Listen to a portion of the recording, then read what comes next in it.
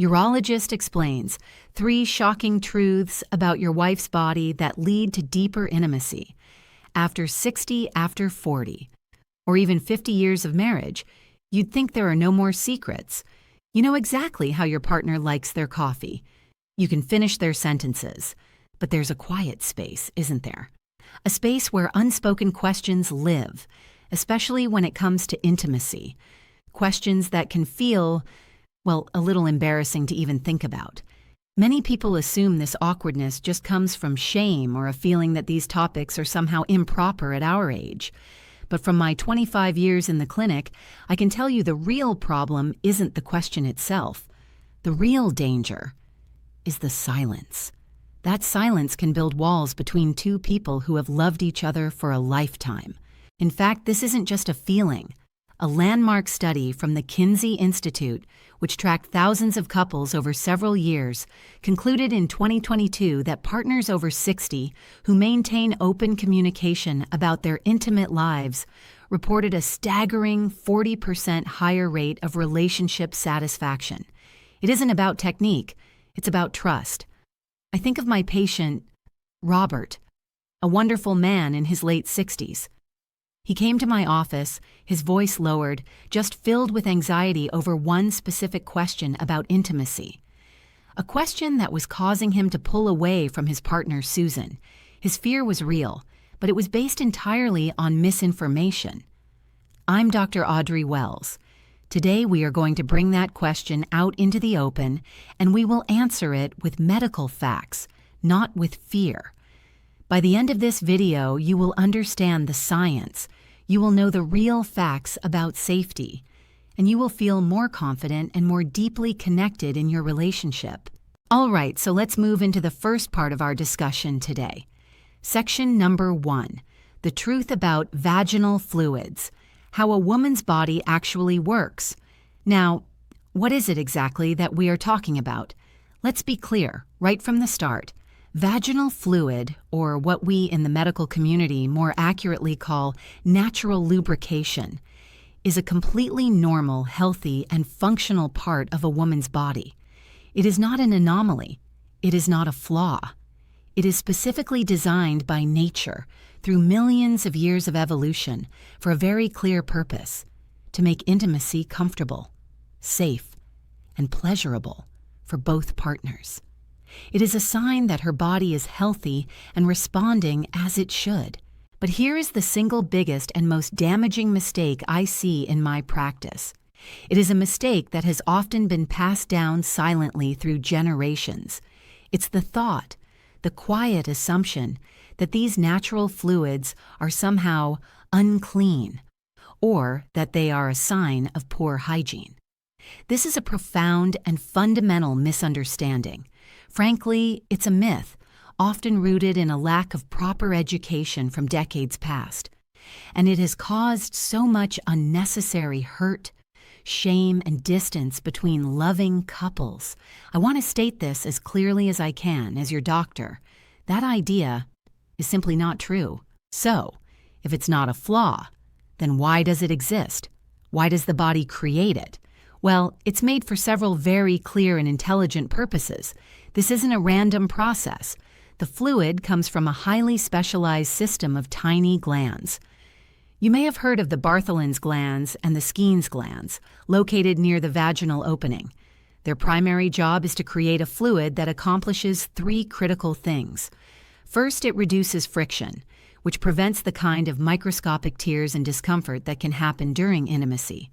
Second, it protects the delicate tissues of the vaginal walls. And third, and this is crucial, it maintains a very specific pH balance. This balance creates an environment that is naturally protective against infections. It is a very intelligent, self-regulating, and protective system. And the science on this is absolutely crystal clear. This is not a theory. If you were to analyze its chemical composition in a lab, you would find that it is composed primarily of water. That is the main ingredient. Along with that, there are electrolytes, proteins, and enzymes that are beneficial to the body, and it contains something incredibly important called lactic acid. It is this lactic acid, produced by the healthy bacteria that naturally live in the vaginal microbiome, that helps to maintain that slightly acidic pH level I mentioned. This acidity is the body's first and most effective line of defense against the overgrowth of harmful infection-causing bacteria. So far from being unclean, this fluid is actually a key component of a self-cleaning and self-protecting system. It is a clear sign of health and balance. Now, to make this entire concept even simpler, I want you to use an analogy. Think of it in the same way you think about saliva in your own mouth. Nobody in the world thinks of saliva as dirty. We don't feel ashamed of it. We understand instinctively that it's a functional and necessary fluid. Saliva helps you break down and digest your food. It contains enzymes that protect your teeth from decay. It keeps your mouth healthy and balanced. A woman's natural lubrication serves a very similar, functional, and necessary role for her body. It is a sign of health, a mechanism for comfort, and a means of protection. So, how do you practically apply this knowledge? Well, the most important thing for you to understand is that the characteristics of this fluid, the taste, the scent, and the amount, can and will change from day to day, and this is completely normal. It is not a sign that something is wrong. There are several factors that play a role here. For example, her diet. Foods like fresh fruits, especially pineapple and citrus, can often lead to a lighter, milder, or even slightly sweeter taste. On the other hand, stronger foods like asparagus, garlic, or drinking coffee and alcohol can create a stronger, more noticeable taste. How much water she drinks plays a huge role. A well-hydrated body will function better in every single way, and this system is no exception. And of course, hormonal changes have a significant impact. The natural fluctuations of a monthly cycle, and especially the hormonal shifts that occur after menopause, will naturally alter the amount and consistency of these fluids. Variation is the very definition of normal. I often share a simple tip with couples that brings this all together in a beautiful way. I had a client, let's call him Michael, a wonderful man in his early 70s who'd been married for nearly 50 years. He and his wife started what they jokingly called their hydration partnership. It was incredibly simple. They just made a gentle pact to make sure they both drank enough water throughout the day, often leaving a glass on the counter for each other as a reminder. And he told me he discovered a wonderful synergy in this. He said that by turning this simple act of self-care into a team effort, it became more than just drinking water. It became a small daily act of connection, a quiet way of saying, "I'm looking out for you." It was a simple tweak, a small sign of partnership, that he said made a world of difference for them, both in their health and in their feeling of closeness. And it could for you too. If you now understand that the body has its own natural, healthy, protective systems, please let me know by commenting with the single word "healthy" down below. It really helps me know that this information is clear and that you're following. Okay, that brings us to the next part of our discussion, and it's a critical one. Section number 2, the big question: is it safe to swallow? Now let's address this question directly, head on.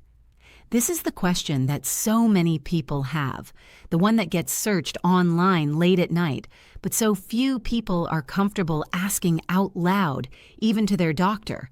Is it safe?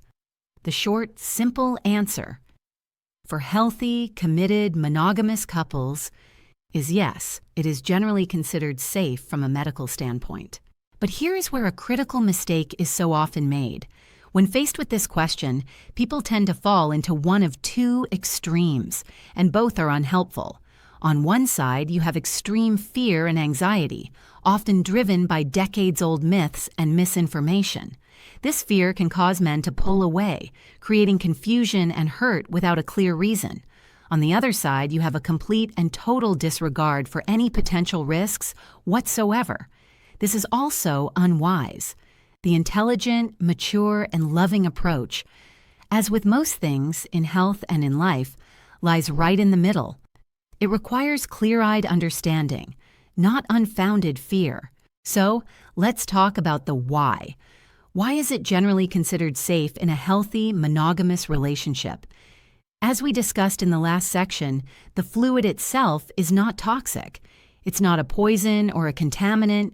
It is a natural secretion of the body. However, and this is the part that you absolutely must understand to be a responsible and caring partner. It is also a fundamental medical fact that all bodily fluids, and this includes vaginal fluids, semen, and blood, have the potential to carry sexually transmitted infections, or STIs. This is a simple, undeniable reality of human biology. It's not something to be afraid of, but it is something to be aware of and to approach with maturity and responsibility. And this isn't just a vague, theoretical warning. We have very specific data on this that is important to know. Medical guidance from the world's leading health organizations, like the Centers for Disease Control and Prevention, the CDC, consistently shows that the risk of transmitting certain serious infections, like HIV, through oral intimacy is statistically very low. But, and this is a crucial distinction, it is not zero. It's important to know that fact. The risk, though small, increases significantly if the receiving partner has any open cuts or sores in their mouth. For example, from bleeding gums after brushing your teeth too hard, or even common canker sores. For other common infections like herpes, gonorrhea, or chlamydia, the risk of transmission through this act is very real and has been well documented in countless clinical studies over many years. This information is not meant to scare you. It is meant to empower you, to replace fear with facts, so you can make informed and healthy decisions for yourself and your partner. Now, to put all of this into perspective, I want you to think about it using a simple analogy. Think about how you manage all the other aspects of your health as you get older. You go for your annual physical. You get your blood pressure checked. You might have your doctor monitor your cholesterol levels or check your blood sugar. You don't do these things because you are living in constant fear or because you are expecting the worst to happen at any moment. Of course not. You do them because they are a routine act of care. They are an act of responsibility for yourself and for the people who love you. It's a way to ensure that you are both safe and protected for the long, healthy journey ahead. Talking openly about sexual health and taking practical steps to ensure it should be viewed in the same light. It is a fundamental, non-negotiable part of your overall health and well-being as a couple. So, how do you put this knowledge into practice to ensure complete safety and peace of mind? The answer is a single powerful word: communication. You must be willing to have open, honest, non-judgmental conversations about your health histories. And the single most effective way to remove all doubt and fear, the gold standard, is to make routine STI testing a normal, drama-free part of your healthcare, something you do together. This is not a sign of mistrust. In my 25 years of clinical experience, I have seen that this act is the greatest sign of care and respect you can show your partner. It is a powerful statement that says, your safety and your peace of mind are as important to me as my own. And this brings me right back to the story of Robert and Susan, the couple I mentioned at the beginning of our talk. After our honest conversation in my office, they made a decision. It was a brave one. They decided to go and get tested together, as a team. Robert called me a few weeks later, and I could literally hear the relief and the lightness in his voice. He told me that the act of doing it together, even though it felt a little awkward and new to them at first, was the single most bonding and trust-building experience they had had in their new relationship. He said it was like a massive weight he didn't even realize he was carrying had been lifted off his shoulders. The fear, the nagging uncertainty, was gone, and it was replaced by a foundation of absolute, unshakable trust. He told me, and I'll never forget this, Dr. Wells, our intimacy now is completely different. It's more relaxed, more joyful. and more free than I ever thought was possible at this age. And why? Because now they know they are safe. This is the deeper truth I want you to take away. Wisdom and safety don't diminish passion. They don't kill romance. They are the very things that allow it to truly flourish, free from fear. If you found this detailed explanation surprising, but genuinely helpful, if it brought some real clarity to a confusing and often unspoken topic, do me a favor and comment with that single word, clarity, in the comment section below. It truly helps me understand what information is the most valuable and needed for you. And that brings us to our third and final section for today. And in many ways, this is the most important, most impactful one of all. Section number 3, your role. Why acceptance is the most powerful form of arousal. Now, what am I truly talking about here? It's this. When all is said and done, the most critical part of this entire conversation is not about biology or chemistry or even the practicalities of safety protocols. The most important factor is your response. The way you, as a loving, long-term partner, react to your wife's natural body is one of the most profound and deeply meaningful parts of true intimacy. In the landscape of a long-term relationship, it matters more than almost anything else we've discussed. It is the emotional core of this entire topic. And this, right here, is where the most devastating and long-lasting mistake can be made. The absolute worst thing a man can do in a moment of vulnerability and intimacy is to recoil, to show disgust, to criticize, or to make a casual, thoughtless joke about the natural scent or taste of his partner. I want to be very clear about this, speaking to you not just as a doctor, but as someone who has sat with hundreds of couples. A single careless word, a thoughtless comment, a subtle facial expression of displeasure can create a deep scar of shame that can last for years, decades even.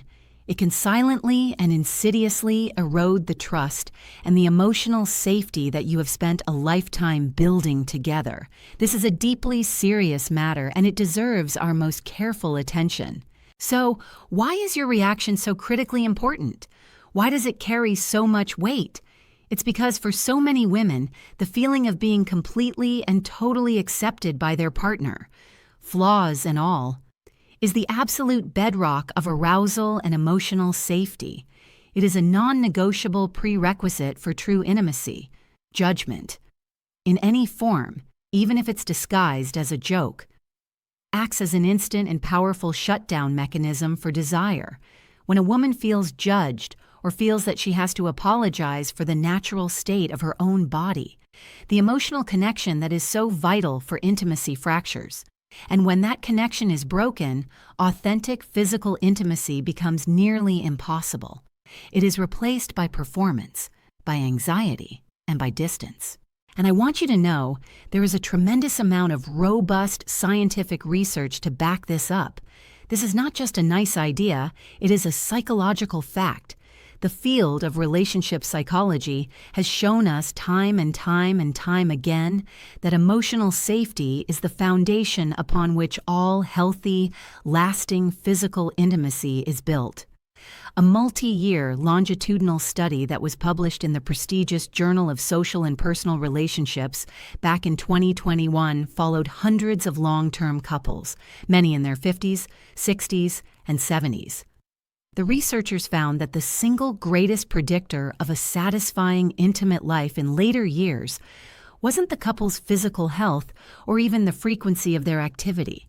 It was the perceived level of unconditional acceptance from their partner. A partner's feeling of being loved, cherished, and desired exactly as they are accounted for over 60% of their reported satisfaction in their intimate lives. When the brain feels safe, truly and deeply safe, only then can the body fully relax, respond, and experience genuine pleasure. To make this as clear and simple as possible, I want you to use a powerful analogy. Think of your reaction in these intimate moments as being like a light switch for the entire room, a kind, loving, and accepting response.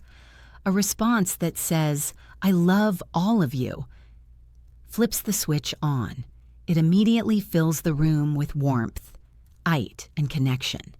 It makes everything feel safe and right. A negative reaction, a joke, a criticism, even a moment of hesitation or pulling back, flips that switch off instantly, and it plunges the entire experience into a cold, uncomfortable darkness. You, as her partner, you hold that switch in your hand. That is the power you have in these moments. So, what should you do? What is the right, caring, and intelligent way to handle a situation if you happen to notice that something seems different? You approach it with care, never with criticism. You approach it as a team. For example, instead of saying something negative or making a face, you could gently and lovingly suggest, "Honey, why don't we take a nice warm shower together?" You turn it into a shared sensual experience. Or you could say at another time, "You know, I was reading that staying well hydrated is so incredibly important for our overall health. Let's make sure we're both drinking enough water." You frame it as a shared act of health and wellness, a team effort. By doing this, you turn a potentially awkward and shameful moment into an opportunity for connection, for closeness, and for mutual care. And this leads us to the final and most beautiful synergy in all of this. Your unconditional acceptance is a profound gift that you give to her, but it is a gift that will come back to you 100 times over. When a woman feels cherished and desired and completely and totally accepted for who she is, her response to you, her openness to you, and her own desire for you will multiply.